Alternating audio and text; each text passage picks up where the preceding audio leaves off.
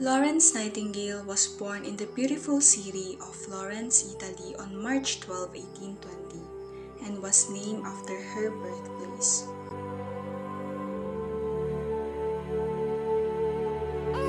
Florence Nightingale is renowned as the youngest daughter of a wealthy British family, and they are very happy when Florence was born.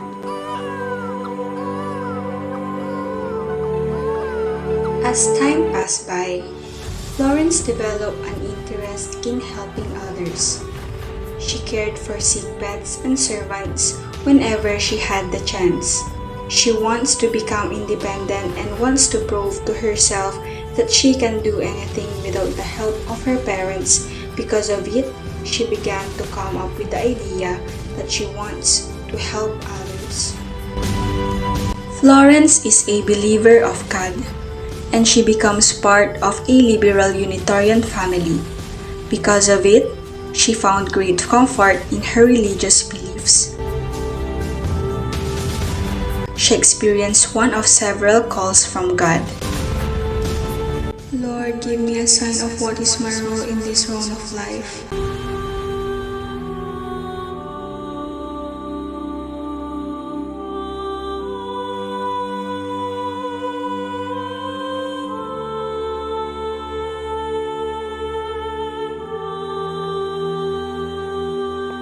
Florence, my daughter, I believe in what you can do.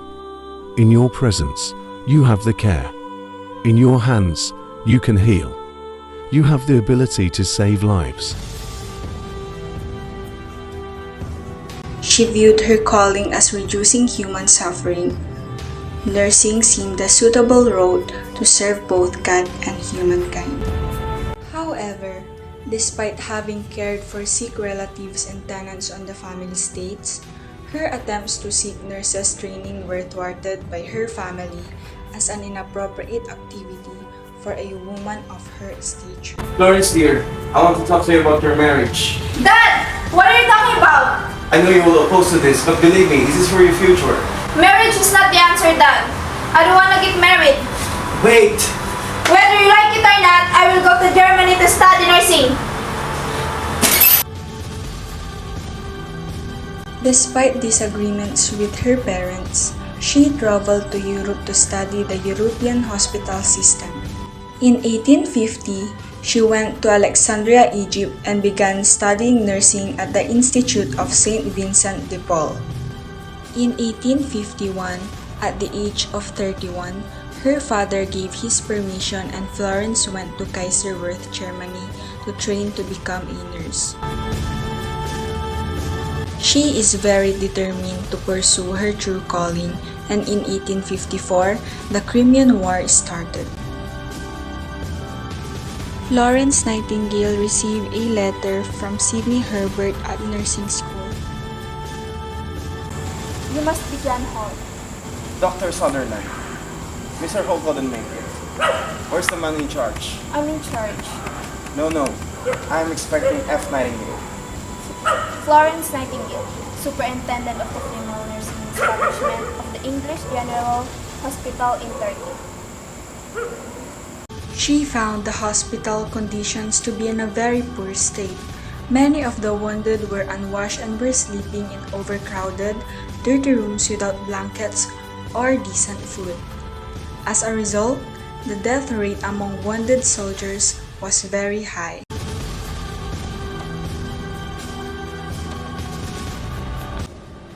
What's this? It's already started, sir. I assure you.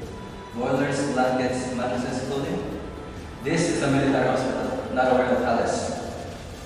Get it down to one page. If I prove it, you still need the signature of 2 doctors to make it good. But Mr. Hall, I've been giving orders from Sidney Herbert, the Secretary of War. They may have given you a fancy title back in London, Miss Nightingale. But to me, you're nothing more than a cleaning woman. The status of the care of the wounded was reported to the London Times by the first modern war correspondent, British journalist William Howard Russell. The newspaper reports stated that soldiers were treated by an incompetent and ineffective medical establishment and the most basic supplies were not available for care. The British public raised an outcry over the treatment of the soldiers and demanded that the situation can be drastically improved.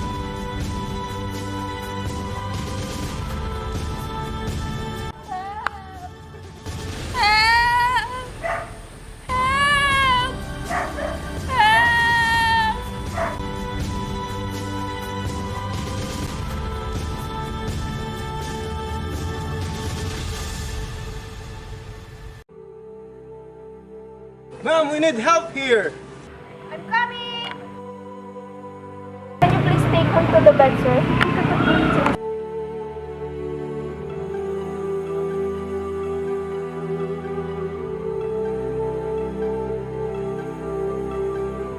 Nurse! Get me some clothes and blankets!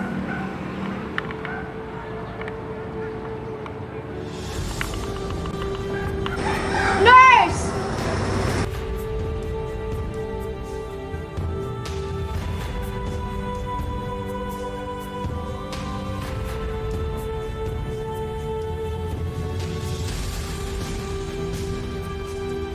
Nightingale wrote Notes on Nursing, which was the foundation of the curriculum for her nursing school and other nursing schools. After that, Florence Nightingale became famous and she meets Queen Victoria and Prince Albert in the United Kingdom and she got her married. The Queen rewarded Nightingale's work by presenting her with an engraved brooch that came to be known as the Nightingale Jewel, and by granting her a prize of $250,000 from the British government. Nightingale decided to use the money to further her cause. In 1860, she funded the establishment of St. Thomas Hospital in London, and this school is now known as Florence Nightingale School of Nursing and Midwifery. It was the first secular nursing school in the world and is now part of King's College London, the Nightingale Training School for Nurses. Nightingale became a figure of public admiration. Poems, songs, and plays were written and dedicated to the heroine's honor.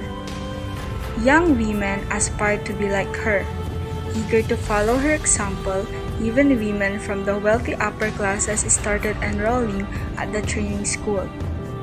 Thanks to Nightingale, nursing was no longer frowned upon by the upper classes. It had, in fact, come to be viewed as an honorable vocation.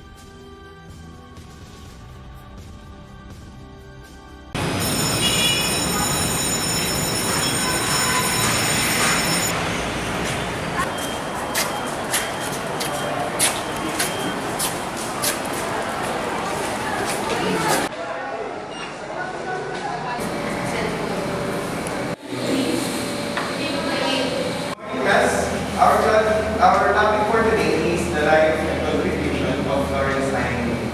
But anyway, let me introduce you first. Your new classmate, Miss Leslie. Please come forward and introduce yourself. Good morning, classmates. I am Nightingale and I hope to get along with you. Teka, bakit parang pamilyar siya?